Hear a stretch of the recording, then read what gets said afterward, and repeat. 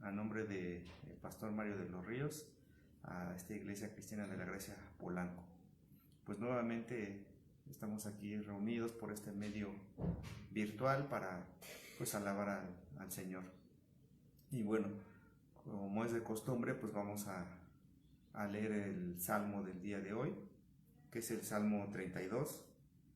Entonces, en lo que lo busca ahí en su Biblia, en su dispositivo móvil, pues le digo cuál es el nombre del Salmo, que es la dicha del perdón.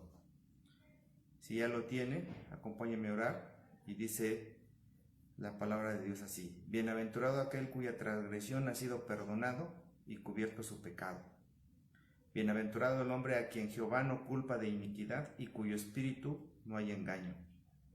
Mientras callé se envejecieron mis huesos y mi gemir todo el día. Porque de día y de noche se agravó sobre mí tu mano, se volvió mi verdor en sequedades de verano. Mi pecado declaré y no encubrí mi iniquidad. Dije, confesaré mis transgresiones a Jehová, y tú perdonaste la maldad de mi pecado. Por esto orará a ti todo santo en el tiempo en que puede ser hallado. Ciertamente en la inundación de muchas aguas no llegarán estas a él. Tú eres mi refugio, me guardarás de la angustia, con cánticos de liberación me rodearás. Te haré entender y te enseñaré el camino en que debes andar, sobre ti fijaré mis ojos. No seáis como el caballo, como el mulo sin entendimiento, que han de ser sujetados con cabestro y con freno, porque si no, no se acercan a ti.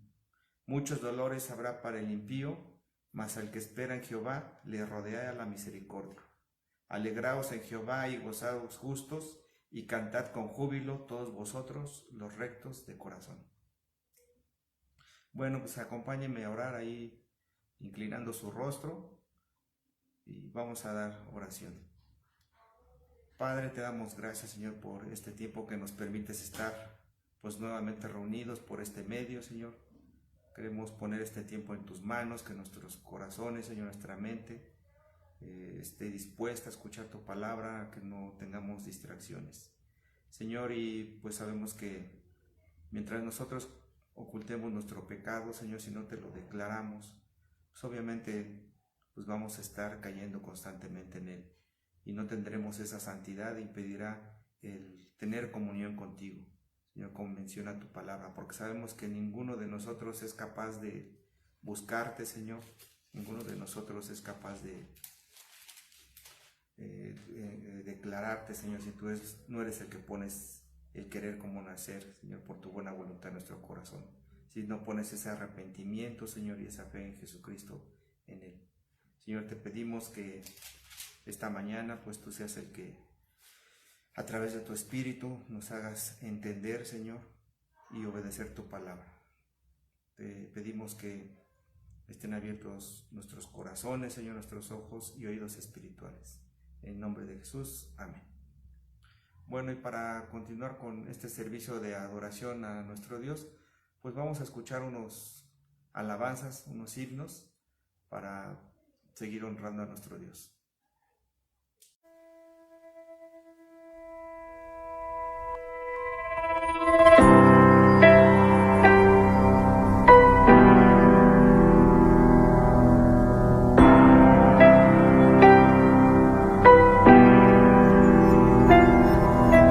¿Quién formó las olas al hablar?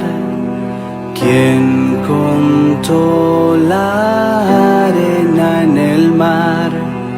Reyes, pueblos tiemblan a su voz, la creación le rinde adoración.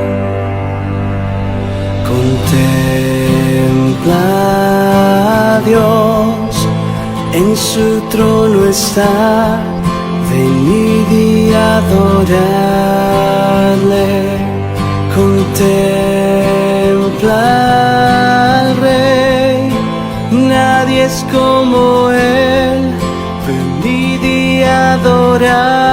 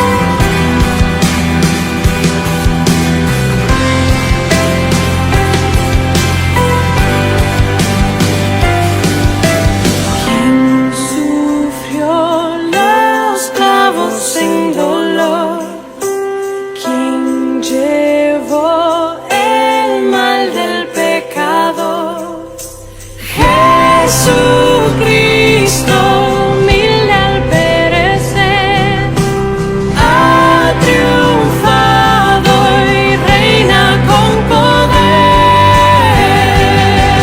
Contempla a Dios, en su trono está, venid y adoradle. Contempla al Rey, nadie es como Él, venid y adoradle.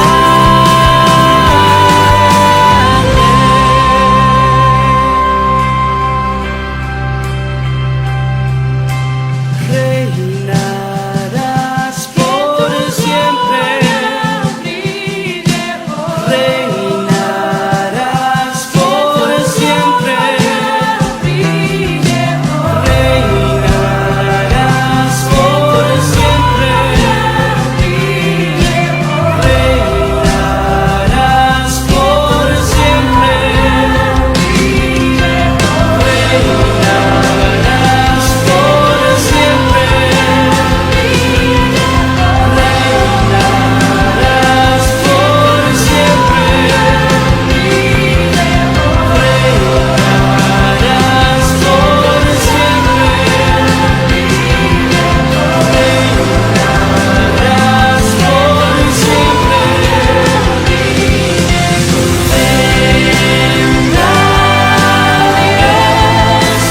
en su trono está, venid y adoradle. Contempla al Rey, nadie es como Él, venid y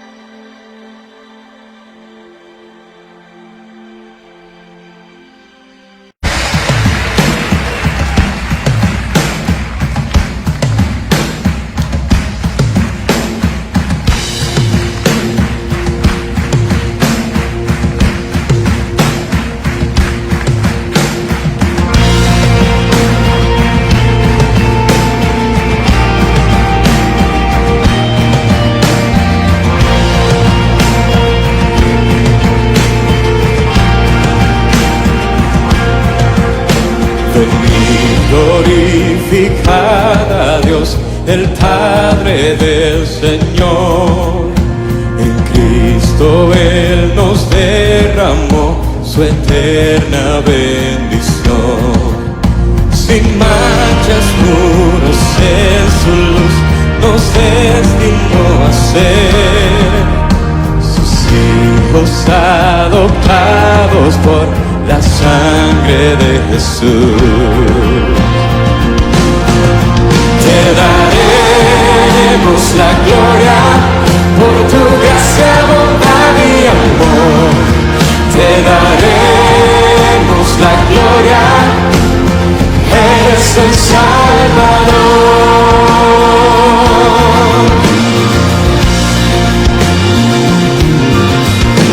Venid, glorificad a Dios, que en Cristo gracia da. Lavadas nuestras culpas son, tenemos redención. En ellos ya nos reveló su eterna voluntad, que sea Cristo el Señor, su plan se cumplirá. Te daremos la gloria por tu gracia, bondad y amor. Te daremos la gloria, eres el Salvador.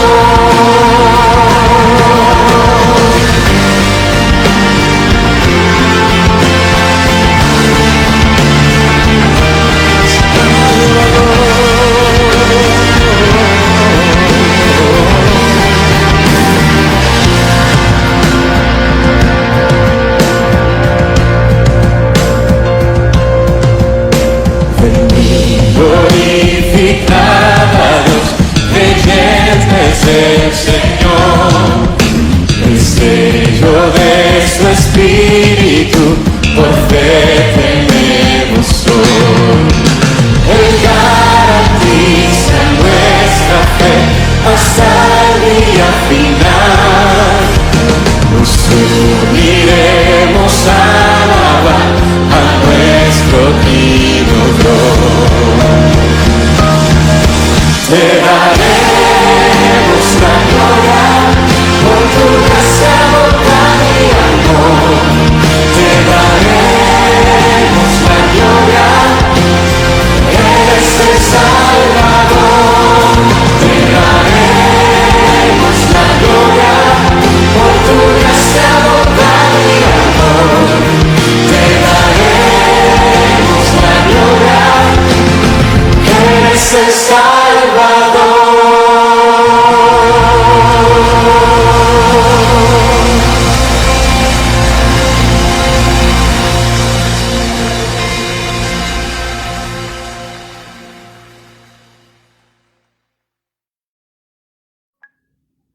Bueno, pues para continuar con nuestro servicio de adoración después de estos himnos, alabanzas a nuestro Dios, pues quiero darles unos avisos importantes para esta semana.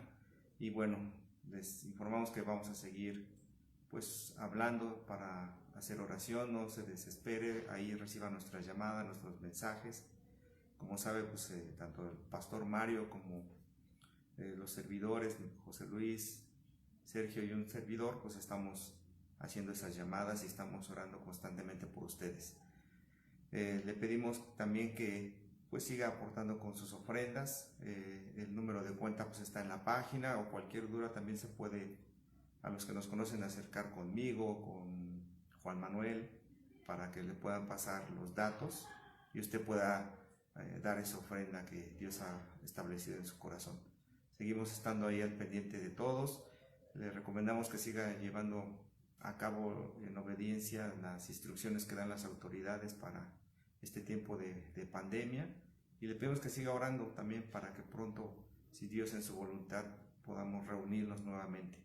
Pero eso es obviamente con el permiso de Dios también, ¿verdad? Y de las autoridades, siendo muy prudentes ante todo.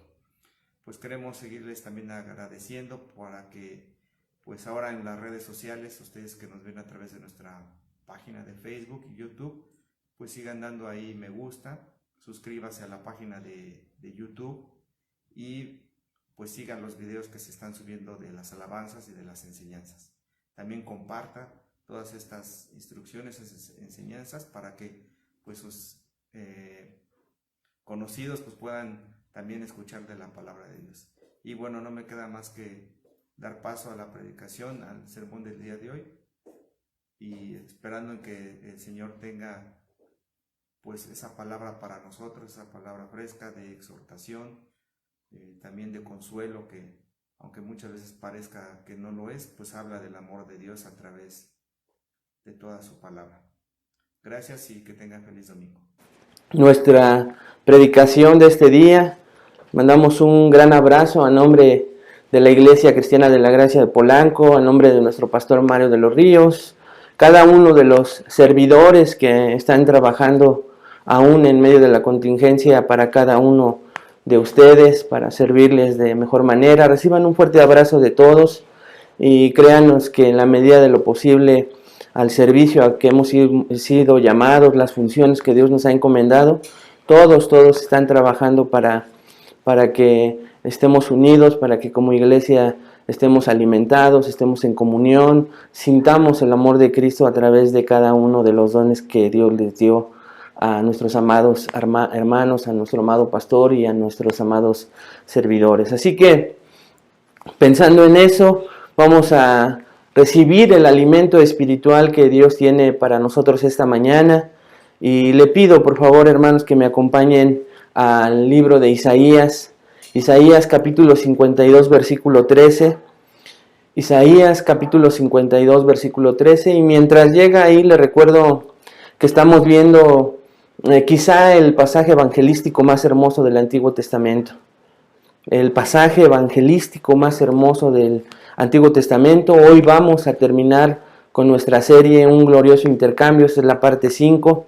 En este pasaje, dicen los comentaristas, se contesta la pregunta más importante jamás hecha por el ser humano, que ningún sistema religioso, orden humano, inteligencia, ciencia podría contestar nunca. Pero el cristianismo verdadero sí contesta esta pregunta, y para eso fue escrita la Biblia, que es la palabra de Dios, para poder contestar esta tan importante pregunta. ¿Cuál es esta pregunta? Es la siguiente, escuche, hermano. ¿Cómo es que un pecador puede ser perdonado de manera completa y quedar reconciliado con el Dios Santo y así escapar del infierno eterno y entrar al cielo eterno? ¿Cómo es que un pecador puede ser perdonado de manera completa y quedar reconciliado con el Dios Santo, el que existe, y así escapar del infierno eterno y entrar al cielo eterno? Esta pregunta se la hace tarde que temprano el ser humano en parte de su vida. Esta pregunta siempre llega a la mente del corazón humano porque así Dios lo dispuso. Todo ser humano sabe que Dios existe, aunque lo rechace, aunque lo niegue, por medio de la creación, por medio de la conciencia. Todos sabemos, y en algún momento nos preguntamos cómo está nuestra relación con Dios, y si es verdad que este Dios está irado, está enojado con el pecador, va a ser justamente condenado por sus pecados. ¿Cómo entonces me reconcilio? Y la Biblia contesta esto, y a través de este pasaje podemos, y hemos visto cómo se ha contestado esta pregunta tan maravillosamente contestada por nuestro Dios mismo. Les recuerdo que este pasaje es conocido como uno de los cánticos del siervo que ya hemos estudiado, y este es el último cántico del siervo. Y también, hermanos, hoy estudiaremos la quinta y última estrofa de las 5 en que está dividido este pasaje hermoso. Pues quisiéramos seguir escudriñando ahí nuevamente estrofa por estrofa para seguirnos maravillando con lo que Dios nos puede enseñar a través de nuestro Señor Jesucristo 700 años antes de que Él estuviera. Esta profecía fue escrita, está en forma de poema, de un poema hermoso. Pero bueno, le pido a usted que siga leyendo este pasaje, que siga buscando sermones de hombres de Dios que seguramente le van a seguir mostrando lo maravilloso de este siervo de Dios que es nuestro amado Salvador. Pero ahora le voy a pedir, por favor, que leamos este pasaje hermoso. Hoy vamos a terminar con los últimos 3 versículos, y les pido, por favor, que podamos tener un poco de paciencia. No crea que este hermoso pasaje, el leerlo completo, es por gusto, sino es simple y sencillamente, hermanos, para que la palabra de Dios se vaya impregnando en nuestros corazones. Preparemos nuestro corazón de una manera hermosa, recordemos lo que hemos estudiado. No lo podemos recordar, no podemos hacer un resumen porque se nos va el tiempo, pero sí podemos leerlo. Así que le pido que recuerde esto, porque tal vez usted ya entiende muchas de estas cosas, pero recuerde que cuando predicamos la palabra de Dios en un púlpito, lo hacemos para gente que está escuchando por primera vez esto, para gente que ya tiene tiempo pero no entiende muchas cosas que muchos de ustedes sí. Entonces, tenga misericordia también y tenga consciente de que siempre se predica para todo tipo de hermanos cristianos con diferentes crecimientos, y pues no solamente muchas veces para personas que ya llevan tiempo, que conocen mucho de las escrituras, sino también para bebés espirituales, para personas que incluso están escuchando por primera vez este mensaje, y también Dios quiere y tiene palabra para ellos. Entonces, vamos a ver, hermanos, lo que dice la santa e inerrante palabra de Dios. Y ya está ahí conmigo Isaías 52, versículo 13, y vamos a leer hasta Isaías 53, versículo 12. Dice la santa palabra de Dios. Y usted vaya deleitándose nuevamente con este hermoso poema. Yo espero que tenga su Biblia, que no me esté escuchando a mí. Saque su Biblia, ábrala, hermano, y vea lo que dice esta palabra. Isaías 52, 13. He aquí que mi siervo será prosperado, será engrandecido y exaltado, y será puesto muy en alto. Como se asombraron de ti muchos, de tal manera fue desfigurado de los hombres su parecer, y su hermosura más que la de los hijos de los hombres. Versículo 15. Así asombrará él a muchas naciones. Los reyes cerrarán ante él la boca, porque verán lo que nunca les fue contado, y entenderán lo que jamás habían oído. Isaías 53:1. ¿Quién ha creído a nuestro anuncio? y sobre quien se ha manifestado el brazo de Jehová. Subirá cual renuevo delante de él y como raíz de tierra seca. No hay parecer en él ni hermosura. Le veremos, mas sin atractivo para que le deseemos. Despreciado y desechado entre los hombres. Varón de dolores, experimentado en quebranto, y como que escondimos de él el rostro. Fue menospreciado y no lo estimamos. Ciertamente llevó él nuestras enfermedades y sufrió nuestros dolores, y nosotros le tuvimos por azotado, por herido de Dios y abatido. Mas él herido fue por nuestras rebeliones, molido por nuestros pecados. El castigo de nuestra paz fue sobre él, y por su llaga fuimos nosotros curados. Todos nosotros nos descarriamos como ovejas, cada cual se apartó por su camino, mas Jehová cargó en él el pecado de todos nosotros. Angustiado él y afligido, no abrió su boca. Como cordero fue llevado al matadero, y como oveja delante de sus trasquiladores. Enmudeció y no abrió su boca. Por cárcel y por juicio fue quitado, y su generación, ¿quién la contará? Porque fue cortado de la tierra de los vivientes, y por la rebelión de mi pueblo fue herido. Y se dispuso con los impíos su sepultura, mas con los ricos fue en su muerte. Aunque nunca hizo maldad, ni hubo engaño en su boca. Con todo eso, Jehová quiso quebrantarlo, sujetándole a padecimiento.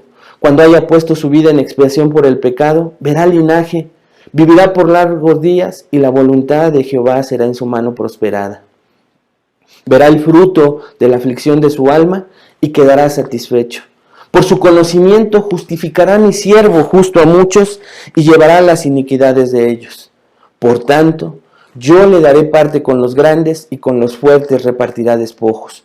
Por cuanto derramó su vida hasta la muerte, y fue contado con los pecadores, habiendo él llevado el pecado de muchos, y orado por sus transgresores. Vamos a hacer una oración, hermanos, muy breve. Padre, te damos gracias por tu bendita palabra. Gracias, Señor, por este hermoso pasaje que nos ha enseñado tanto. Permítenos amarlo, Señor. Permítenos tener el deseo de seguir escudriñando, de seguir descubriendo la obra majestuosa de tu siervo escogido, nuestro Señor Jesucristo, que vino, Señor, a salvarnos de nuestros pecados. Permítenos seguir inundándonos, Señor, de la sabiduría de este hermoso pasaje. Y hoy que lo culminamos, permítenos entender esta última estrofa para poder glorificarte de una manera correcta. Ayuda a nuestro entendimiento. Ayúdame a mí, Señor, a poder explicar de manera sencilla, clara, y que todos juntos, Señor, busquemos aplicaciones prácticas para nuestro día diario, Señor, para nuestra vida diaria, aún en esta tierra, hasta que tú nos llames, Padre. Te lo pedimos en el nombre de Cristo Jesús. Amén.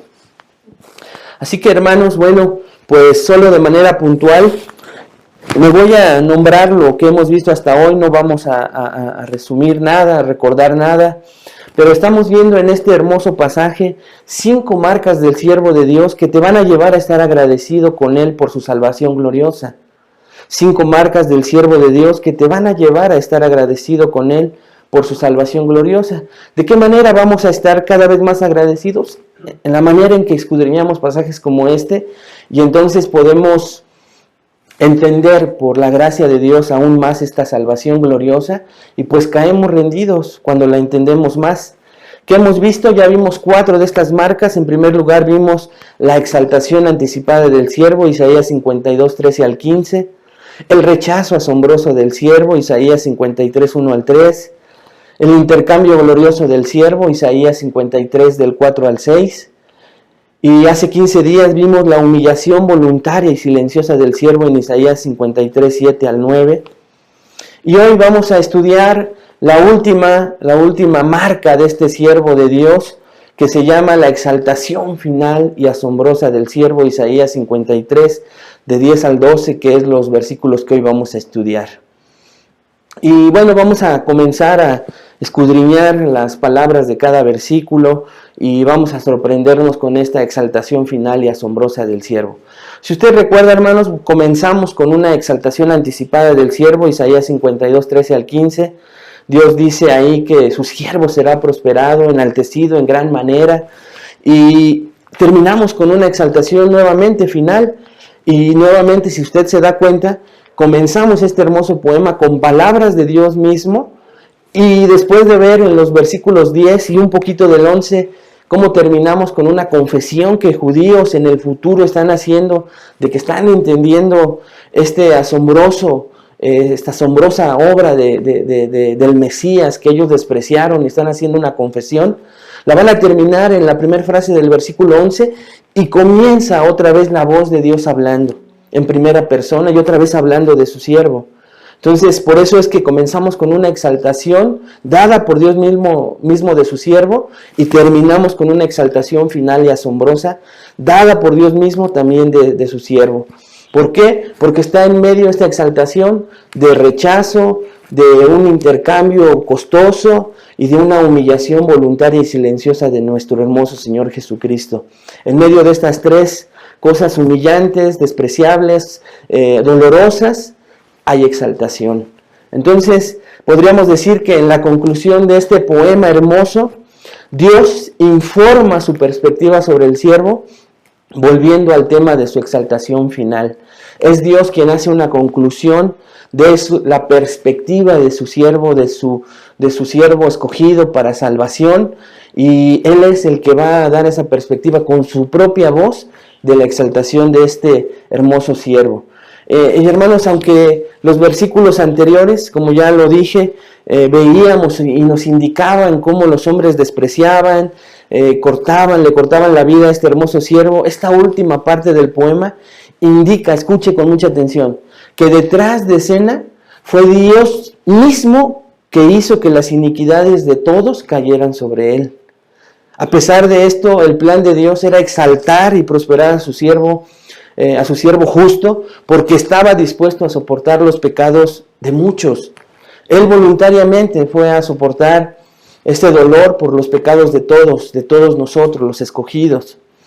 Y estos versículos que vamos a estudiar demuestran que la muerte del siervo no fue un error trágico, sino que su muerte va a justificar a muchos y esto le va a traer honor al siervo. No fue algo que se le haya salido del control absoluto de Dios, sino que en su soberanía, teniendo control sobre todo lo que acontecía, Él controló aún la maldad de los hombres que lo llevaron a la cruz. Esto es algo que a veces choca en nuestra mente, pero aquí encontramos un principio teológico que se llama la soberanía de Dios y la responsabilidad humana. Los clavos dolieron, la corona de espinas, la flagelación. Los hombres deliberadamente, cuando Cristo estuvo en la tierra, lo odiaron, lo despreciaron. Fue real todo eso, pero Dios tenía en control todo eso y lo usó. Usó la maldad del hombre para, en esa maldad, en ese desprecio de su siervo, para mandarlo a redimirnos por nuestros pecados. Él usó toda esa maldad humana, pero la usó con un plan perfecto. Para redimir a muchos, para salvar a muchos. Y eso nuestra mente a veces no lo entiende, choca en la mente del ser humano que hay responsabilidad humana. Todos esos que llevaron a la cruz a Cristo van a dar cuentas de eso que le hicieron. Va a ser una condenación enorme, pero a la par de esa responsabilidad que ellos tuvieron al enviar a Cristo a la cruz, Dios no se le fue nada de las manos.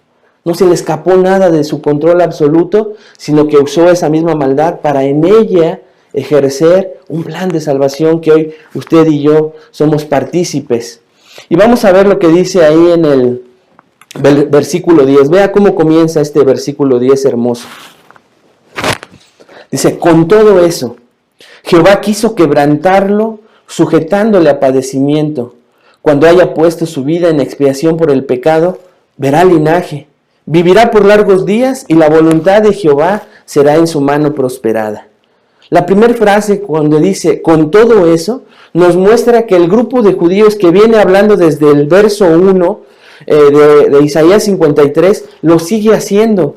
Y por eso la frase con todo eso que ya nos dijeron que se refiere a la humillación que el siervo ha recibido y que ellos están dando cuenta que toda su descendencia, recuerde que estos judíos están hablando en un futuro, pero hablan en pasado, porque esta es una profecía de un grupo de judíos que en algún momento van a ser abiertos su entendimiento y ellos se van a dar cuenta de que Jesús era el Mesías, Jesús va a salvar a ese grupo de judíos y entonces van a mencionar estas palabras. Nuestra descendencia, nuestro pueblo, cuando Jesús estuvo, lo rechazó. Están en esa confesión desde el versículo 1 de Isaías 53, hermanos, pero dice este grupo de judíos, con todo eso, y aquí entra la soberanía de Dios en acción con la siguiente frase. Vea esta maravillosa frase, Jehová quiso quebrantarlo. O sea, fue la voluntad de Dios la que decidió quebrantar a este Cristo hermoso. Podríamos pensar que Él murió en manos de los romanos, de su propio pueblo, pero en todo eso entra la soberanía de Dios y aquí lo vemos claramente, dice, Jehová quiso quebrantarlo. Dice, sujetándole a padecimiento. Esta frase, sujetándole a padecimiento, indica que esto fue algo doloroso que el siervo tuvo que pasar, que fue real, pero que estuvo en la voluntad de Dios desear hacerlo. La última y la primera línea del versículo 10 se refieren a dos cosas, hermanos, que Dios estaba haciendo, que Dios deseó, se complació en hacer. Jehová quiso, dice ahí, y al final del versículo 10 dice, y la voluntad de Jehová será en su mano prosperada. ¿Cuál era la voluntad de Dios? Que Él muriera en esa cruz para redención de muchos pecadores que en Él en un futuro creyeran en ese sacrificio. Pero era la voluntad de Dios. Eso es lo que este pasaje hermoso nos está diciendo. Como que estos judíos hacen un alto y dicen, nosotros podríamos pensar orgullosamente que fue nuestro pueblo quien lo llevó a la cruz, pero hacemos un alto. Fue su Padre mismo quien derramó toda su ira, quien permitió que Jesús muriera ahí en la cruz, porque Él tenía un plan de salvación. Jehová quiso, Jehová deseó. Vamos a ver un poquito más adelante que este deseo del Padre no es un deseo pecaminoso de ver sufrir a su Hijo, sino más bien un deseo de que se cumpliera un plan de redención para todos nosotros, los que creemos. Esto, hermanos, dice que Dios estaba complacido con la muerte del siervo, pero le digo, no es una complacencia de un deseo de ver sufrir a su propio hijo, sino de que se estaba completando un plan de salvación y que aunque fuera muy doloroso ver a su propio hijo ahí en la cruz, Él sabía que era necesario para la redención de nuestros pecados. Dios, aquí dice un comentarista, quiere que el lector o los lectores que veamos Isaías 53:10 sepamos que las cosas bastante extrañas registradas en este trágico mensaje sobre el siervo no ocurrieron como un lamentable accidente o sin una previsión determinada de Dios. La parte intermedia del versículo 10 habla de la explicación de Dios mismo acerca de la obra y los frutos o resultados de la obra del siervo, que ahorita vamos a estudiar. Pero lo primero que quiero que vea, hermanos, es que dice, con todo eso Dios quiso quebrantarlo, y al final del versículo Dios dice que fue la voluntad de Dios. La voluntad de Dios fue prosperada en las manos de este siervo porque completó la obra, pero fue la voluntad de Dios que lo llevó a eso. Una vez que este siervo haya cumplido obedientemente con su encomienda, habrá mucho fruto de salvación y él va a vivir eternamente, va a haber una exaltación y se va a reflejar en un fruto de muchas personas salvas y también en que él va a vivir por la eternidad, va a reinar por la eternidad. Estos resultados serán la muestra de que la tarea de este siervo a través de Dios, a través del siervo, fue todo un éxito. Se cumplió, se completó, pero fue la voluntad de Dios. Es eso quiero recalcar que usted y yo lo podamos entender esta mañana. El castigo de Dios por el pecado, su amor por los demás y sus planes finalmente de establecer un reino milenial requirieron la eliminación de la culpa para formar un pueblo santo que reine con Él. No podía reinar un pueblo pecaminoso y entonces el Rey mismo, siendo Dios, se hace hombre y va a la cruz a morir por cada uno de estos santos escogidos para un día reinar junto con Él. Pero vea lo que dice después, que dice, con todo eso Jehová quiso quebrantarlo para sujetarlo en padecimiento. Vea el versículo 10, la frase que sigue. Cuando haya puesto su vida en expiación por el pecado. Esto nos vuelve a recordar, hermanos, que este grupo de judíos que viene hablando en 53.1 entienden que el sistema de sacrificios para el perdón de los pecados que sus antepasados hacían se cumple de manera perfecta en el Cordero de Dios que quita el pecado del mundo. Ellos por primera vez en el futuro se van a dar cuenta que en verdad Jesús era ese Cordero de Dios, enviado por Dios, que quitaba el pecado, no que lo cubría, como todos esos millones de animales que murieron, sino que este Cordero iba a ser un solo sacrificio e iba a quitar los pecados de su pueblo y de la humanidad. Entonces vemos que el versículo 10 nos enseña esta gran verdad. Estos judíos confiesan esto y dice, cuando haya puesto su vida en expiación por el pecado. ¿Qué es expiación? Ese pago justo por nuestros pecados, que solo ese Cordero pudo hacer.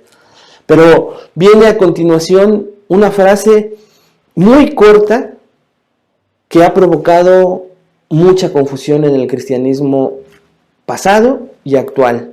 Vea lo que dice ahí el versículo 10. Después de que dice, cuando haya puesto su vida en expiación por el pecado, dice la siguiente frase, verá linaje, ¿ya lo vio? Dice, verá linaje.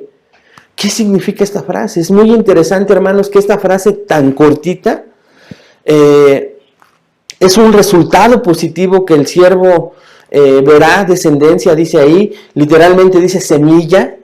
Es una promesa que implica que el siervo vivirá mucho tiempo en el futuro y vea, hermanos, verá muchos hijos espirituales. Eso es lo que dice. Pero ¿de dónde vendrá esa semilla? Y aquí en Isaías 54, 13 al 14 nos dice que esto va a ser una realidad, que el siervo va a vivir por largos días y verá de su descendencia, escuche con atención, judía, de ahí van a salir mucho fruto de salvación, muchos judíos van a ser salvos. Vea lo que dice Isaías 54, 13 al 14. Y todos tus hijos, hablando del pueblo de Israel, serán enseñados por Jehová. Y se multiplicará la paz de tus hijos, otra vez, los judíos. Con justicia serás adornada, estarás lejos de opresión, porque no temerás, y de temor, porque no se acercará a ti. Entonces aquí en Isaías 54, 13 y 14, dice el Señor a través del profeta que el pueblo de Israel va a ser redimido en un futuro. Esta es la frase que significa verá linaje, verá semilla, verá descendencia como fruto de salvación. Y como le digo, esta frase tan corta en este hermoso poema ha sido motivo de dos interpretaciones que tenemos que considerar esta mañana, ya que un grupo de cristianos ha determinado que esta frase no puede referirse a Israel, ya que éste tendrá su justo pago por su rechazo continuo a Dios. Por otro lado, hay un grupo que cree que la salvación es solo de Dios y Él determinó al final de los tiempos que su pueblo será rescatado como parte de las promesas que Dios le hizo a Abraham y a otros profetas. Entonces aquí viene la disyuntiva, hermanos. Por un lado hay una denominación de cristianos verdaderos que creen que Israel no puede ser salvo como nación. Por otro lado, otros enseñan, y es ahí donde nosotros estamos posicionados, que creemos que al final Dios va a cumplir su promesa con Israel y va a salvar a su nación. Fue su nación amada, su nación escogida, y creemos firmemente que Dios también va a restaurar a esa nación. Es su pueblo escogido. No todos, pero como nación, un remanente grande de estos judíos va a ser rescatado. Entonces, aquí entramos también en la siguiente frase del versículo 10, dice, vivirá por largos días. Y en estos dos grupos de los cuales le estoy hablando, también nos está mostrando a los que creemos que Jesús va a rescatar, va a salvar también a un remanente de su pueblo como nación. También esta frase, vivirá por largos días, nosotros creemos que va a ser en la tierra reinando por 1000 años y después por la eternidad, todos en esta tierra nueva, en ese cielo nuevo, en donde vamos a estar por la eternidad con Cristo. Pero ese grupo que le digo que no cree que Dios va a restaurar a su pueblo, piensa, hermanos, también que no hay un reino milenial, que eso no es posible, y ellos tienen sus argumentos, ellos utilizan sus pasajes para determinar que no puede ser este reino de 1000 años en que Cristo esté reinando en esta tierra y nosotros juntamente con Él, y después de ese reino milenial, ahora sí, reinar con la eternidad con Él en el cielo. Este grupo de hermanos pues se ha denominado como amilenialistas, y ellos nos denominan a nosotros dispensacionalistas. Y esto ha provocado porque en las dos corrientes hay hombres de Dios, hombres salvos, mucha gente salva, pero en estas profecías de los últimos tiempos, pues hay discrepancia entre las interpretaciones. No voy a entrar a detalle en esto, solo le digo que lo que nosotros creemos, a través de estas frases de Isaías 10, que nosotros estamos posicionados como iglesia en creer, escuche, que Israel va a ser restaurado y que vamos a vivir en un reino milenial con nuestro Señor Jesucristo, donde Él va a estar reinando en la tierra por 1000 años, y después vamos a estar en la eternidad con Él. El otro grupo de hermanos, también reales, grandes hombres que usted escucha, ellos no creen en esto, se denominan amilenialistas, no creen en el milenio, y no creen que tampoco Israel va a ser restaurado. Pero para nosotros hermanos, la frase verá linaje, entonces significa que Israel también será salvado como nación, y que creerán en el Hijo de Dios como ese Mesías que una vez despreciaron, y como lo hemos visto en Isaías, van a ser abiertos su entendimiento, van a darse cuenta que se equivocaron, pero se van a retractar de su rechazo al Mesías, y Dios va a tener misericordia de ellos. El apóstol Pablo, nosotros creemos pues que lo plantea. Vea lo que dice Romanos 11:1. Romanos 11:1. Dice Pablo, digo pues, ¿ha desechado Dios a su pueblo? Hace una pregunta Pablo ahí, vea lo que contesta, en ninguna manera. Porque también yo soy israelita, de la descendencia de Abraham, de la tribu de Benjamín. Entonces Pablo nos deja claro que Dios no ha desechado a su pueblo. Por eso es que creemos que ese verá linaje será un remanente de la nación de Israel que va a creer en el Mesías. Pablo trata todo esto a detalle en 3 capítulos, Romanos 9, Romanos 10, Romanos 11, donde ahí nos corrobora a través de muchos versículos de todo el tema central, es que Dios va a restaurar a su pueblo, a la nación judía. Y afirma que al final se cumplirán todas las promesas del antiguo pacto dadas solo para Israel. Así como las amenazas y las maldiciones por su apostasía se cumplieron al pie de la letra, también se van a cumplir las promesas de restauración a la tierra prometida, a esta nación. Y hermanos, a veces se piensa pues que esta es una idea dispensacionalista, mileniarista, etcétera, y a veces se cae en una guerra entre denominaciones, cuando hermanos yo creo que es muy respetable la postura, se hacen memes, se critica de una manera pues como en el mundo, y en el ambiente cristiano no puede suceder eso. Yo creo y escucho a muchos predicadores de sana doctrina que son amilenialistas, pero yo creo firmemente en lo que he sido enseñado, lo que nosotros les enseñamos en la iglesia, y escuchamos otras doctrinas en donde no diferimos con estos hombres amados de Dios que van a ser, son rescatados por Dios, son salvos, predican sana doctrina, pero creen que no va a haber milenio. Creo que nosotros estamos llamados como iglesia a no participar de ese tipo de guerra sucia, de burlas entre amilenialistas y no amilenialistas, dispensacionalistas y no dispensacionalistas, sino que estamos llamados a nosotros a afirmar lo que nosotros creemos que las Escrituras enseñan, estudiar ambas posturas, pero nosotros pues estar firmes en una. Después, hermanos, ¿por qué? Porque lo vemos no solamente en las Escrituras, como le cité este pequeño fragmento de Romanos 11:1, y como le digo, Romanos 9, 10 y 11, Pablo habla de esta salvación de los judíos, y por eso es que nosotros creemos eso, y también lo creemos porque después de los apóstoles, porque los apóstoles que tuvieron la oportunidad de escribir, creemos nosotros firmemente que también hablaban de esa restauración futura de Israel. Los padres de la iglesia también, muchos de ellos enseñaban esto, incluidos entre ellos Justino Mártir, Orígenes, Juan Crisóstomo, Jerónimo. Por ejemplo, vea lo que Tertuliano, un padre de la iglesia, escribió. Dice, en su última venida, junto con su aceptación y bendición, Cristo favorecerá también la circuncisión, o sea, hablando de los judíos, e incluso la descendencia de Abraham con el tiempo lo reconocerá.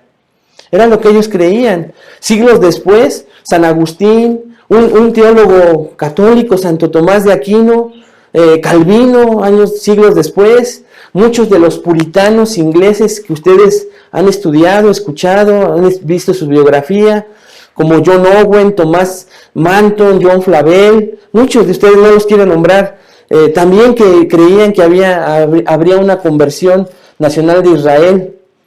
Jonathan Edwards, que usted ha escuchado de él, considerado por muchos como el mejor teólogo estadounidense que haya vivido, afirmó sin rodeos lo siguiente, escuche lo que decía Jonathan Edwards: nada se ha profetizado con mayor certeza que esta conversión nacional de los judíos en Romanos 11.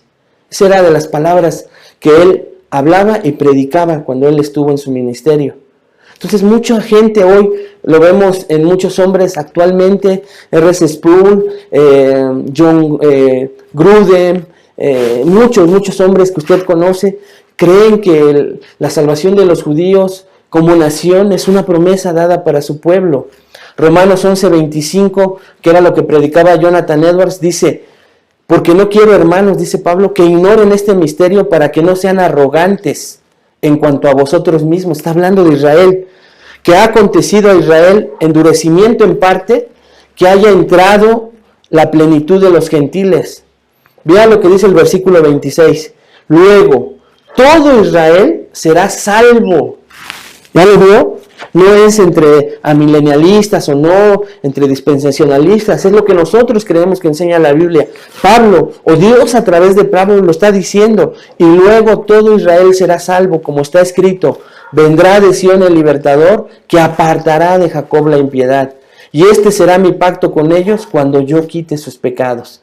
Y ahora usted dirá, bueno, ¿y a mí qué? Pues ¿qué me importa, no? Si Dios salva a los judíos o no los salva, ¿a mí en qué me afecta? Ahorita lo vamos a ver en implicaciones prácticas. Por eso mi insistencia en que veamos nuestra postura, que usted también, como nosotros aquí en esta iglesia, creemos que Dios va a salvar a su pueblo con un propósito para nosotros los gentiles también, y ahorita lo vamos a ver. Entonces, el primer resultado positivo es que este Cristo Salvador, este Mesías, verá linaje, salvará a su pueblo. Pero el segundo resultado positivo es que el siervo, dice ahí, prolongará sus días. Regrese a Isaías 53:10.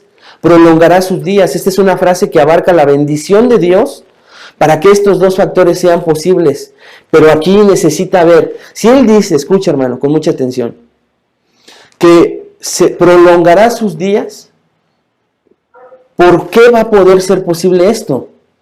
Escuche, porque él va a resucitar.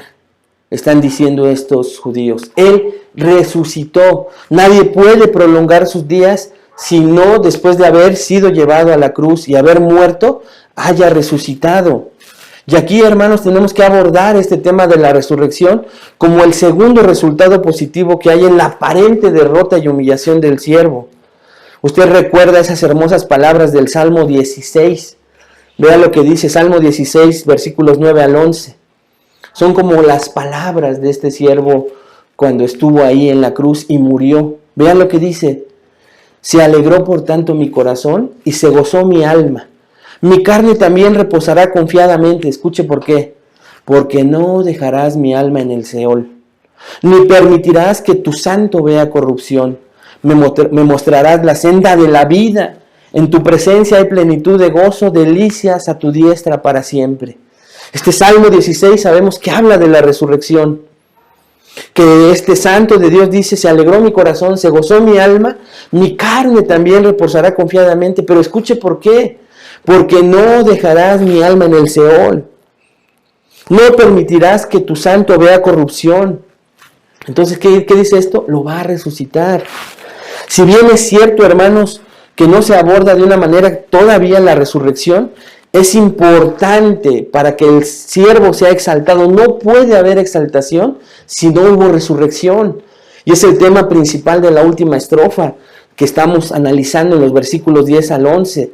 Sabemos que no hay victoria sobre la muerte y exaltación final del siervo si éste no resucita y vence la muerte. Y otra vez usted se podrá preguntar, bueno, entonces ya son dos cosas, José Luis, del versículo 10 de Isaías 53. Ya vi que Dios quiso quebrantarlo, que fue el plan de Dios quebrantar a su hijo con un plan maravilloso de salvación. Pero bueno, y lo entiendo, pero ¿qué tiene que ver con que verá linaje? ¿Qué tiene que ver conmigo que Él salve a los judíos? ¿Y qué tiene que ver conmigo el que Jesús sea exaltado por el Padre y que tenga que haber resurrección? Muy interesante, y ahorita lo vamos a ver. Desde la humillación, hermanos, a Dios le plujo, le complació, así lo determinó, y Él tuvo un deseo no en términos pecaminosos, sino Él tuvo un deseo para que se completara una salvación, y por eso a Él le agradó quebrantarlo y sujetarlo a padecimiento. Pero era para el final, escuche, hermano, todo esto que Dios hizo, todo esto que Dios permitió en el siervo, incluso su resurrección, lo hizo para al final salvar a su pueblo, a sus escogidos de entre las naciones, y todo esto resucitándolo para al final hacer su voluntad. ¿Cuál es su voluntad? La última frase del versículo 10. Vea lo que dice la última frase del verso 10. Y la voluntad de Jehová será en su mano prosperada.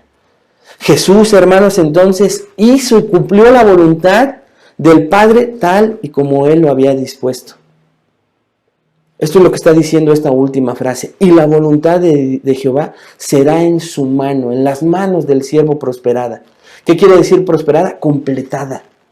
Vea las hermosas palabras que Jesús pronunció de Él mismo, de esto que estamos hablando, de la voluntad del Padre, de humillarlo y después exaltarlo, en Juan 6, 37 al 40. Juan 6, 37 al 40. Escuche con mucha atención estas palabras de Jesús. Porque lo que estamos viendo, hermanos, se lo digo en resumen, es aprender a evangelizar cada vez de manera bíblica. Vean lo que dice Jesús, Juan 6, 37 al 40. Todo lo que el Padre me da, vendrá a mí. Y el que a mí viene, no le echo fuera.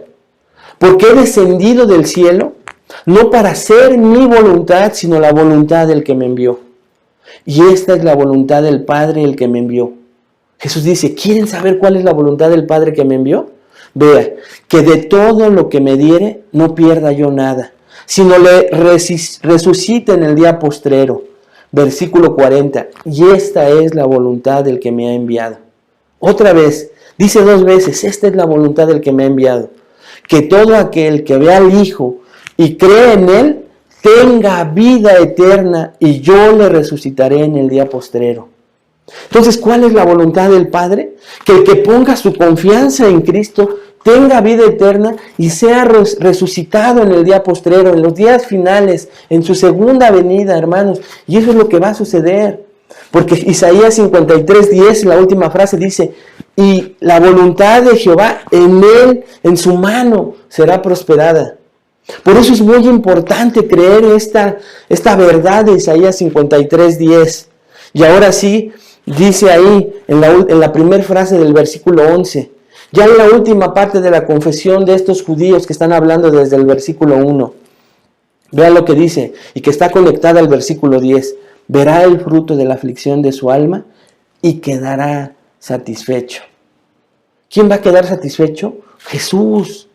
Al ver que la obra al cual el Padre lo envió, que fue morir en esa cruz, en propiciación por los pecados de la humanidad, se completó. Y entonces va a decir Él que la aflicción de su alma, todo lo que tuvo que sufrir, ser humillado, ser traspasado, ser lacerado, ser colgado en esa cruz, valió la pena, dice, porque verá el fruto de la aflicción de su alma y quedará satisfecho. Él va a decir, valió la pena. Este Cristo va a decir, valió la pena. Y esta es la última nota que estos judíos, que en un futuro van a hacer esta confesión, dirán, y verá el fruto de la aflicción de su alma y quedará satisfecho. Quedará satisfecho, ¿cómo? Con el plan y la tarea que se ha cumplido cabal y fielmente. Y por eso hay gozo en su alma por haber cumplido la voluntad del Padre. ¿Cuál era la voluntad del Padre? Que todo aquel que en Él cree tenga vida eterna. Y no solo eso, que en un futuro sea resucitado con Cristo. Juntamente, cuando Él venga Jesucristo lo va a resucitar por haber puesto su fe en Él, en su sacrificio. Entonces ahora sí, para que entienda un poquito más, ¿cómo podemos aplicar esta parte del versículo 10 y esta primera frase del versículo 11 a nuestra vida? ¿De qué nos sirve? Hermanos, esta mañana vamos a ver algunas aplicaciones prácticas, algunas implicaciones para nosotros. En primer lugar, en la primera parte del versículo 10, no podemos separar la exaltación del siervo de su humillación.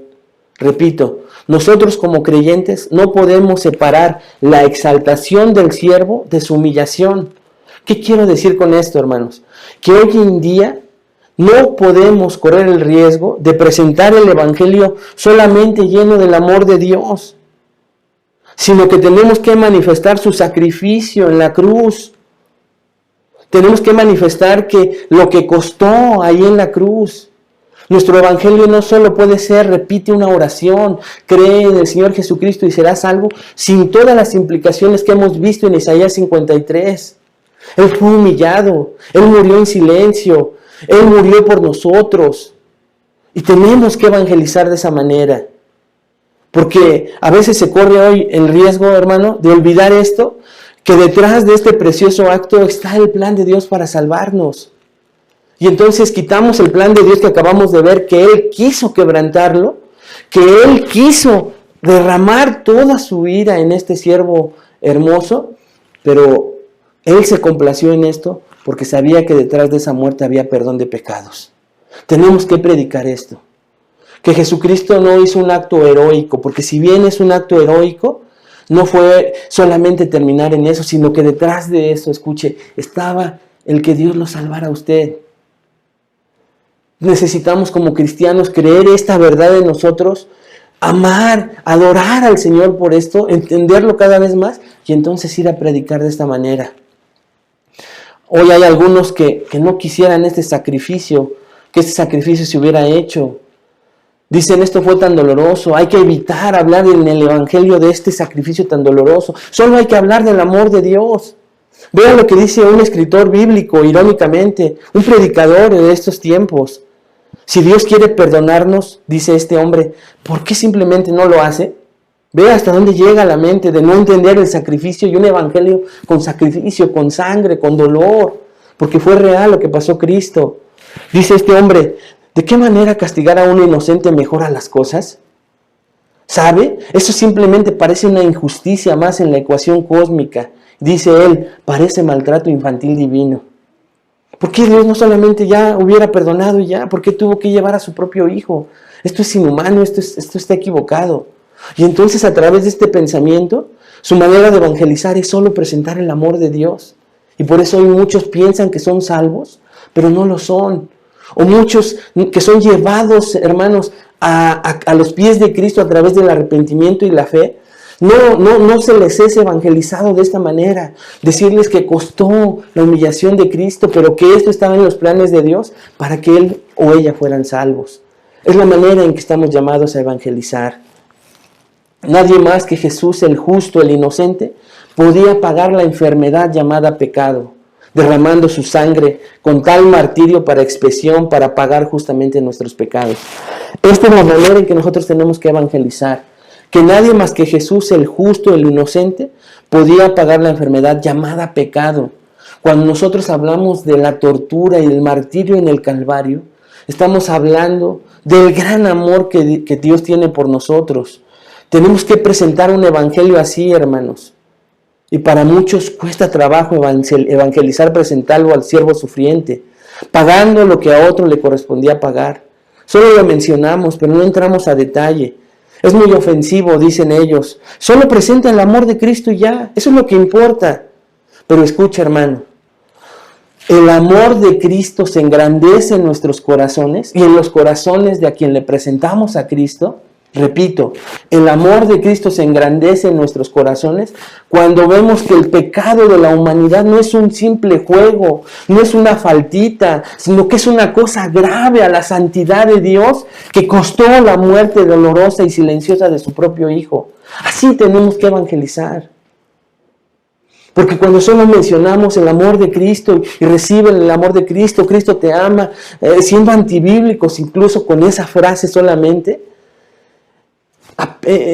hacemos pequeño el amor de Cristo. Pero cuando vemos que el pecado no es una faltita, sino es una falta grave, que todos estamos destituidos de la gloria de Dios, que todos pecamos en gran manera, que rechazamos a Cristo, entonces engrandecemos el amor de Dios cuando presentamos el Evangelio, cuando ponemos la oferta, que de tal manera amó Dios al mundo, y entonces ese de tal manera amó se hace grande, porque el pecador se vio primero a sí mismo y se espantó, vio lo terrible que es su humanidad, vio las terribles consecuencias de estar separado por la eternidad de Dios. Llegaron primero esas malas noticias y entonces cuando viene la buena noticia de Cristo te ha amado, que envió a su Hijo, dicen: yo quiero ese Salvador, yo necesito ese Salvador, yo me veo pecador como Isaías, me lo comenta en Isaías, y yo veo que ese Cristo murió porque yo merecía pagar justamente por mis pecados horrorosos, y Él lo hizo por mí. Y entonces se engrandece el amor de Cristo, ¿se da cuenta?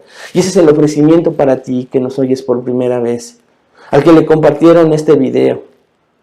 Decirte que tú necesitas verte de la manera en que Dios, solo la gracia de Dios te va a hacer verte como ese pecador que eres. Y entonces necesitar un Salvador. Nadie necesita un Salvador si no se ve primeramente pecaminoso. Y la Biblia dice que todos estamos destituidos. Todos, versículos anteriores dice que todos nos descarriamos como ovejas. Todos somos pecadores, incluyéndote a ti. Necesitas la gracia de Dios para verte de esa manera. Y entonces al ver las consecuencias de esta pecaminosidad en tu vida, digas: yo necesito a Cristo. En la segunda parte del verso 11 y hasta el final del versículo 12, que es lo que vamos a estudiar a continuación, de manera un poquito más rápida, este hermoso canto, ahora lo que vemos es la voz de Dios nuevamente. Como le dije, los judíos, versículo 10 y en la primera frase del 11, ya terminaron su confesión. Pero ahora es Dios mismo quien habla en las palabras finales de manera directa. Vean lo que dice el versículo 11. Por su conocimiento justificará mi siervo justo a muchos. Ahí usted ve la voz de Dios, dice: mi siervo, ¿ya lo vio? ¿Ya vio? Dice ahí, véalo por favor. Están hablando en tercera persona de Él en los versículos anteriores, pero ahora toma nuevamente la voz del profeta, Dios mismo, el Padre, y dice: por su conocimiento justificará mi siervo, ahí está hablando en primera persona, mi siervo justo a muchos, y llevará las iniquidades de ellos. Este versículo, hermanos, explica por qué el siervo y Dios verán la vida del siervo como exitosa. El siervo verá su éxito en ver que su aflicción será un medio de salvación de muchos, y Dios ve el éxito de su siervo porque su aflicción le es suficiente. Pero, ¿qué es esa frase? ¿Qué significa por su conocimiento? Esto es muy importante, porque en el hebreo diría de la siguiente manera, escuche, para que entienda lo que significa esta frase, dice: por el conocimiento de Él, del justo, mi siervo justificará a los muchos. Esto quiere decir, hermanos, entonces, que la justificación que usted y yo tenemos, si es que la tiene, si es que usted entiende estas palabras ahorita que las estoy explicando, porque si no, ni le interesan, no le importan, no está usted poniendo atención, yo lo estoy viéndolo. Recibe esta exhortación de parte de Dios. Si usted no está entendiendo esto, es importante que hoy lo escuche, por favor. Dice el Señor aquí, es Dios mismo, por su conocimiento, por el conocimiento de Él, del justo, que es mi siervo, dice Dios, justificará a los muchos. Muchos serán justificados por el conocimiento del justo, del siervo. Pero ¿cuál es este conocimiento? Dice el pastor MacArthur lo siguiente, y escuchen lo que dice: es mejor interpretar esto como nuestro conocimiento de Él, un conocimiento completo de su persona, de su obra, de su propiciación, de su muerte, y escuche, de su resurrección, que es el evangelio completo. Aquí Dios valida la gran comisión. Aquí Dios dice que Él justificará a muchos que tengan el conocimiento de Él.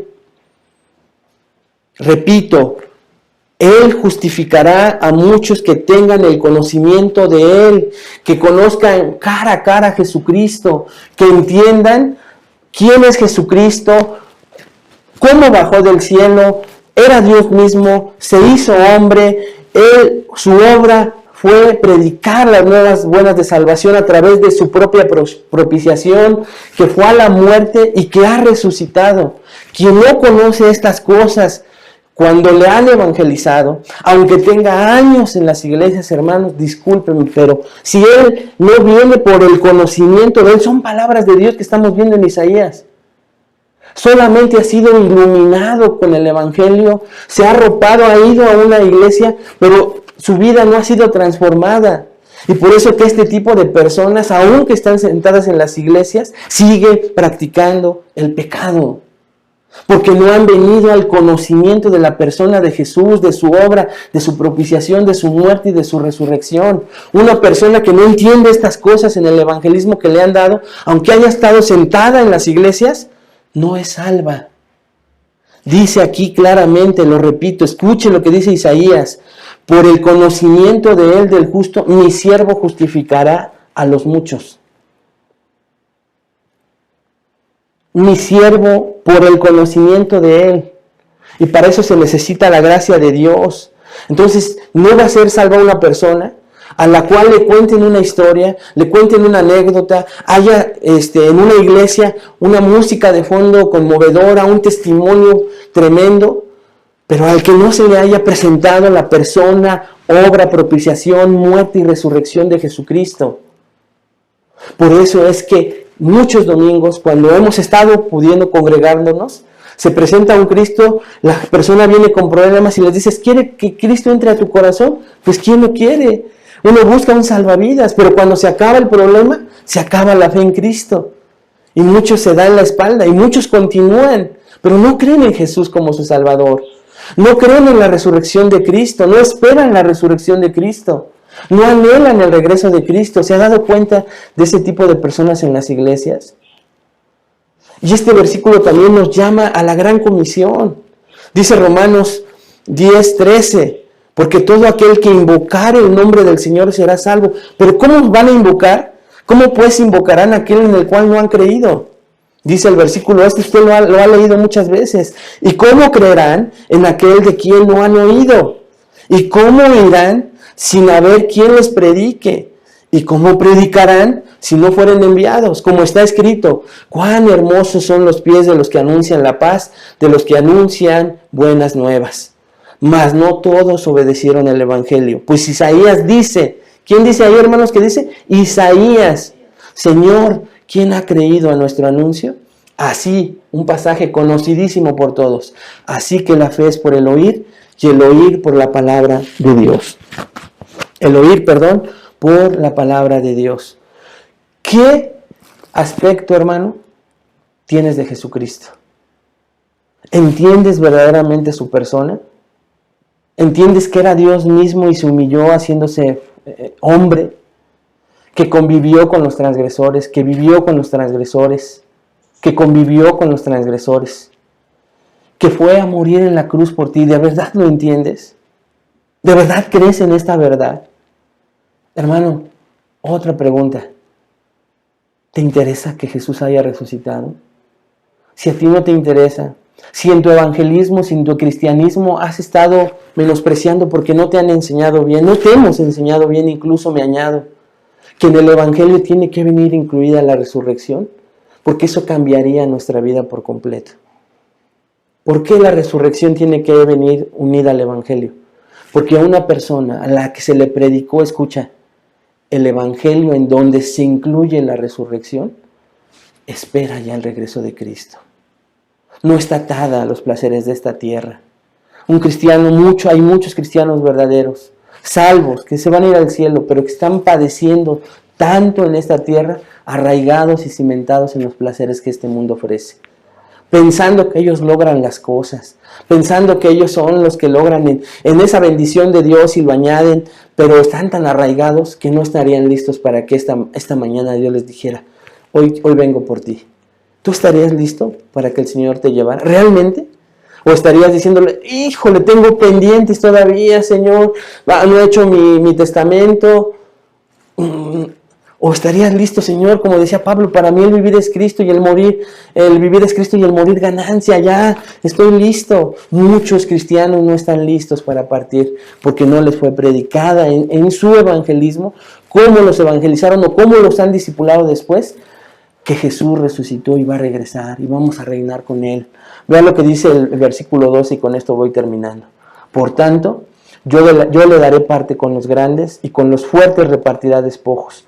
Por cuanto derramó su vida hasta la muerte y fue contado con los pecadores, habiendo él llevado el pecado de muchos y orado por las transgresiones. Este es el clímax, hermanos, de este hermoso poema.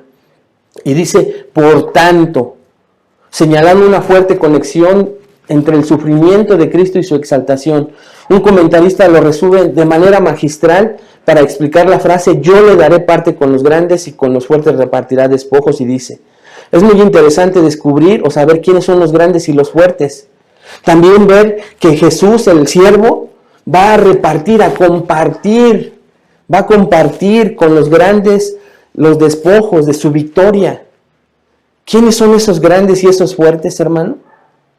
La palabra grandes en realidad significa los muchos en hebreo.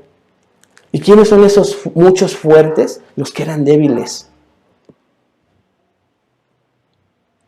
Los pecadores redimidos. Entonces esos fuertes, esos grandes y esos fuertes somos usted y yo. Recuerde que el Nuevo Testamento dice que usted y yo somos coherederos con Cristo. Y Él no va a querer toda la gloria para Él, la va a compartir con nosotros. Por eso es que Efesios 1 dice que Él nos ha bendecido con toda bendición espiritual en los lugares celestiales. Jesús va a compartir todos los despojos de su victoria con nosotros. Y tampoco se nos ha evangelizado mucho eso para que ya anhelemos estar con nuestro Señor. Y por eso es más valioso lo que vemos. El dinero que podemos traer en la cartera o no traerlo nos mueve en gran manera. Las cosas materiales nos mueven todavía porque no vemos que vamos a repartir despojos con ese gran Mesías exaltado en un futuro, en la eternidad. Somos coherederos con Él. Vamos a compartir todo eso, hermanos. Isaías nos lo está enseñando. Esos grandes y esos fuertes somos tú y yo, y Él va a repartir sus despojos con nosotros, sus riquezas con nosotros. Por eso es que muchos no entienden cuán ricos somos en Cristo. Y por eso muchos cristianos en su santificación, tristemente hoy, están atados a las cosas que este mundo les ofrece. Muchos cristianos a los cuales hoy se les podría preguntar como al joven rico, dame tus ahorros. ¿Qué harías si te dijera el Señor? Dame tus ahorros. Con tanto trabajo, esfuerzo, sudor, has juntado. Ofrécelos a la obra. ¿Verdad que no estarías dispuesto a hacerlo? Dame tu trabajo y vete de misionero. Muchos no lo haríamos, hermanos, porque no hemos entendido esto. No hemos entendido que la exaltación de Cristo, en ese paquete estamos incluidos tú y yo. Vea lo maravilloso a lo que apunta a la resurrección, claro. Pero al final dice una frase interesante, y orado por los transgresores, ¿ya lo vio ahí? Fue contado con los pecadores, habiendo llevado el pecado de muchos, que habla de la humanidad de Cristo, de la cual incluso Lucas 22:7 nos habla, que estuvo con ellos, se murió entre dos ladrones. Aquí las afirmaciones, las palabras de Dios mismo nos corroboran. La perspectiva de Dios es decir, lo que acaban de decir estos judíos, yo lo reitero. El plan de salvación de este hermoso siervo es lo siguiente: Él llevó el pecado de muchos, fue contado con los pecadores, derramó su vida hasta la muerte. Pero vea lo que dice, y orado por los transgresores. Este orado, hermanos, todas las demás frases, los verbos que ve a continuación, dice, por cuanto derramó, pasado, y es una acción completa. Solamente Jesús derramó su vida una sola vez. También dice, fue contado con los pecadores. Esto quiere decir que una vez, siendo Dios, se hizo hombre, no varias veces. Una sola vez fue a la cruz, una sola vez bajó, y una sola vez allí en la cruz llevó el pecado de muchos. No puede haber muchos sacrificios, hubo uno solo. O sea, estos verbos se llaman en hebreo perfectos, una acción completada. Pero la sorpresa de esto es que parece que y orado por los muchos también es una obra que Jesús ya hizo. Ya oró una vez y ya se acabó. No. Lo precioso de entender el hebreo es que y orado por los muchos es un verbo imperfecto continuo, dice la gramática hebrea, pero yo la explico de una manera sencilla. Lo que ese pasaje está diciendo es que Él sigue orando por los transgresores. ¿Quiénes son esos transgresores? Usted y yo. Esta palabra orado significa mediador, como estar en medio de dos personas, de dos cosas. Y ahí en medio de esas dos cosas que son Dios y usted y yo, ahí está este hermoso intercesor, orando aún por nosotros hasta que un día Él regrese. Esto es maravilloso la manera en que termina este versículo. Yo sé que muchos hermanos necesitaron de la gracia de Dios para entender este mensaje. Yo sé que muchos hermanos están pensando en que ya acabará el video. Otros, espero que no muchos, se hayan quedado dormidos. Que no les haya interesado. Me preocuparía por dos cosas. Primero, pues que yo haya explicado mal. Porque hice un esfuerzo. Hermanos, esta noche ni siquiera dormí pensando en esto que quería compartirles, de lo que Dios nos revela en esta última parte de este pasaje hermoso. Lo que sí me preocuparía es que usted, no entendiendo nada de la obra majestuosa de Dios, de Cristo allí en la cruz, usted piense que es salvo y no lo es. Por eso le invito a que escuche estas últimas palabras. Conozca a Jesucristo, aunque lleve años en la iglesia. Conozca pasajes como este de la obra que Dios hizo en la cruz. Cuando usted ha estado dudando, cuando piensa si está en el camino correcto del cristianismo, cuando se ve pues cometiendo mucha clase de errores y viene la duda de su vida, vaya a ver si su fe está puesta en Cristo. Pero en ese paquete completo que yo le enseñé esta mañana, que en verdad conoce que Jesús es Dios, que usted cree en su corazón verdaderamente que Jesús es Dios y que siendo Dios se hizo hombre con un propósito, que es venir a morir en la cruz por usted. ¿Lo cree en realidad, hermano? ¿De verdad acepta con amor ese sacrificio de Cristo ahí en la cruz? ¿De verdad usted se cree limpio de todos sus pecados? ¿Se cree transformado? Porque si no va a regresar a hacer lo mismo que siempre ha hecho. Porque la gracia de Dios no ha sido derramada para que usted pueda ver a este Cristo maravilloso, como lo presenta la Biblia. Y nos falta una cosa más. ¿Usted cree que Cristo resucitó de los muertos? ¿De verdad lo cree? ¿En su vida cristiana practica la luz de la resurrección de Jesucristo? ¿Es lo que más anhela? ¿Que ya venga por nosotros? Este es uno de los puntos en donde hemos fallado en nuestro evangelismo cristiano, en añadir la resurrección de Cristo. Y yo creo que muchos de ustedes en diferentes niveles muchos tienen que conocer a Cristo, aunque hayan escuchado mucho de Él. Te pido en el nombre de Jesús que le conozcas. Señor, preséntate a estas personas, aunque sepan y hayan estado sentadas durante años. Derrama tu gracia en ellas, Señor. Es mi oración esta mañana. Muchos otros sí conocen a Cristo, que es Dios, sí creen en eso, pero escucha, hermanos, no creen que Jesús haya salvado todos sus pecados, los haya limpiado en la cruz. ¿Y saben qué?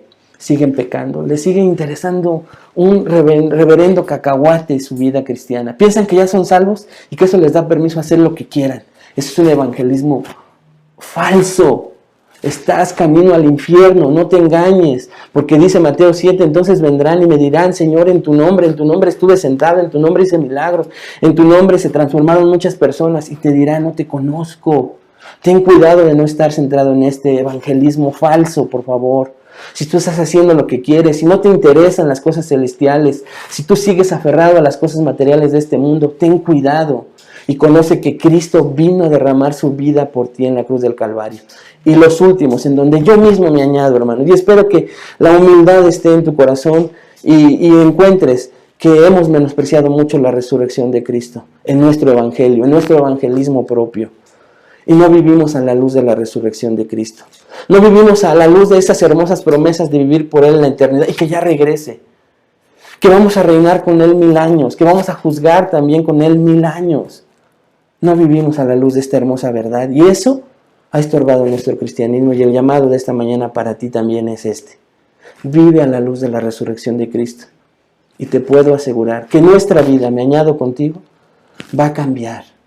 Porque entonces vamos a estar como el apóstol Pablo decía, que estemos con nuestra mirada fija en las cosas invisibles que no se ven pero que son eternas, y que dejemos de ver las cosas que se ven pero que son temporales.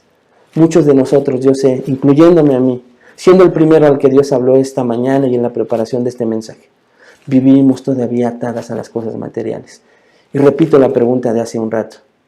Para ti, que no has vivido como yo a la luz de la resurrección de Cristo, de su regreso, de su reinado por 1000 años, de su exaltación final, ¿estarías listo para que en este momento le entregaras a Dios todo lo que te crees que es tuyo? Todas las cosas materiales, todo el prestigio, ¿estarías listo para otorgárselo? Si es así, hermanos, ahí está la cuenta de nuestro pastor, para que se la depositen toda a los misioneros. Yo creo que no todos estamos listos para eso. Espero que en la gracia de Dios muchos sí en este momento estén confirmando que están listos para partir, porque entienden la doctrina que en el Evangelio de Cristo es necesario creer en la resurrección. Porque si no creemos en la resurrección de Cristo como deberíamos de creer, estamos atados, anclados a este mundo todavía. Y es necesario que nos arrepintamos esta mañana. Vamos a orar. Padre, perdónanos, Señor. Perdónanos, Padre, porque hoy hemos entendido en estos últimos 3 versículos cosas del Evangelio que no entendíamos. Que en tu plan perfecto a ti te plujo, a ti te plació, Señor, te complació permitir que Cristo fuera a morir horrorosamente como murió en la cruz. Y eso implica, Señor, que deberíamos estar agradecidos profundamente, porque aún con el dolor en tu corazón de ver a tu Hijo colgado en esa cruz, te importó más salvarnos a nosotros, Señor. Y por eso no lo bajaste de esa cruz. Sabemos que tenías el poder para hacerlo, Señor. Pero detrás de todo eso tenías un plan hermoso para que hoy, Señor, muchos disfrutemos de tu salvación inmerecida, de tu gracia derramada en nosotros, de tener la convicción de que vamos a estar contigo en la eternidad. Perdónanos, Señor, por olvidar muchas veces esto, que detrás del enorme sacrificio de nuestro Salvador está tu plan hermoso de salvación. Gracias por este recordatorio esta mañana, Padre. Señor, síguenos profundizando en la humillación, en el costo que tuvo esta enorme hazaña de nuestro Señor Jesucristo, porque fue real, Señor. Permítenos conocer su persona. Permítenos seguir adorándolo, Señor, cada vez que damos un paso y por tu gracia lo conocemos más en tu santa palabra. Porque el fin no es crecer intelectualmente en teología, Señor. El fin no es que estemos ausentes de problemas, sino que el final es poderte exaltar cada vez más, exaltar tu nombre, adorarte, Señor, porque te conocemos más. Porque, Señor, cada vez que hay dudas, vamos a la persona de Jesucristo y vemos que Él es Dios. Y creemos cuando hay dudas que Él es Dios, porque así tú nos lo enseñas en tu bendita palabra. Y hace una gran diferencia el que sepamos que Él es Dios y que no fue un personaje, un humano que vino. Señor, a veces el enemigo nos quiere atormentar con esas ideas, el mundo mismo, Señor. Pero que cada uno de mis hermanos, incluyéndome a mí, Señor, cada vez que tengamos dudas, vayamos a la persona de Cristo. Vayamos y meditemos en esa expiación gloriosa que hizo por nosotros, en esa limpieza que provocó en nosotros, Señor, para que no nos sintamos culpables, para que podamos seguirle adorando, Señor, y seguir afirmando nuestra salvación y que nada nos desanime, nada nos quite de regresar, Señor, al pecado, a la porquería, a lo que ofrece este mundo, Señor, sino que al ir con Cristo, Señor, a ver su obra ahí en la cruz, podamos amarle todavía más. Y enséñanos a muchos de nosotros, Padre, que el Evangelio no está completo sin decir que Jesucristo, Señor, ha resucitado.